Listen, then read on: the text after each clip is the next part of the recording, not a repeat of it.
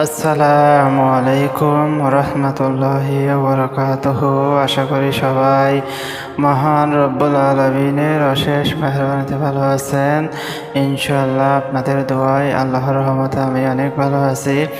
আজকে আমি আপনাদের জন্য দুই ব্যক্তির মধ্যে শত্রুতা সৃষ্টি করার, মারামারি সৃষ্টি করার, তালাক সৃষ্টি করার, বিভেদ বাঁধানোর, জালেমদের মধ্যে মারামারি, 24 ঘন্টা অশান্তি সৃষ্টি করার অত্যন্ত শক্তিশালী পবিত্র কোরআনের একটি আয়াতের আমল নিয়ে হাজির হয়েছি।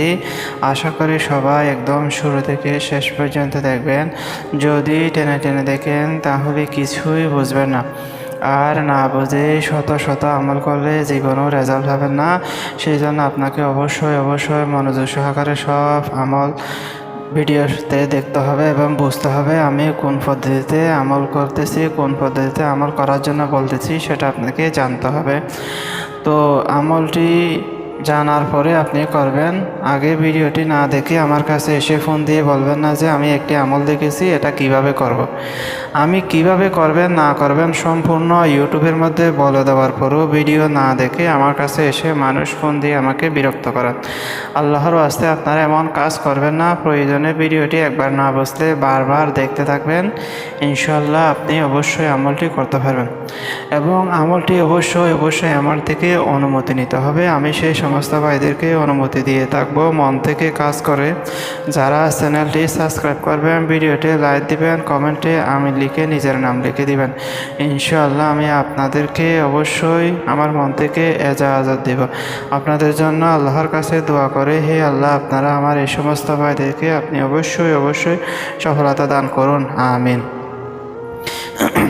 আমলটি শেয়ার করার পূর্বে আরও কিছু গুরুত্বপূর্ণ কথা না বললে নয়। বর্তমান সময়ে ফেসবুক এবং ইউটিউবের মধ্যে হাজার ভণ্ড কবিরাজ মানুষকে ধোঁকা দেওয়ার জন্য পেজ খুলে, চ্যানেল খুলে বসে আছে। তারা মানুষের কাছ থেকে হাজার টাকা হাতিয়ে নিয়ে মানুষকে ধোঁকা দিচ্ছে, প্রতারণা করতেছে।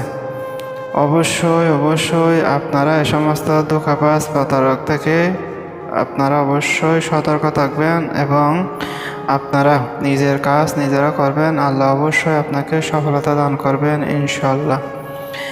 এই আমলটি আপনাকে যেভাবে করতে হবে সেটা হলো, আপনারা শনিবার দিন অথবা মঙ্গলবার দিন দুপুরে যখন সূর্য একদম মাথার উপরে থাকে, রোদের মধ্যে গিয়ে আপনারা কি করবেন, লবণ নেবেন।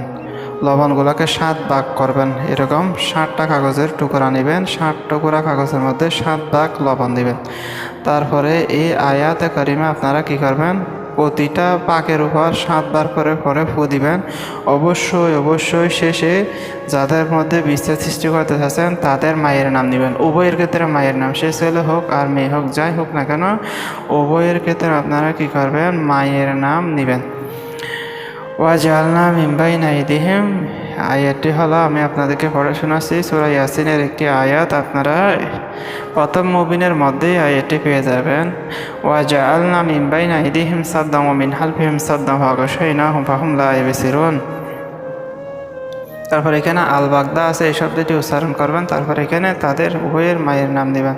তারপরে লবণের মধ্যে ফু দিবেন, লবণগুলো একটু তারপরে কি করবেন, আগুনের মধ্যে পোড়াবেন।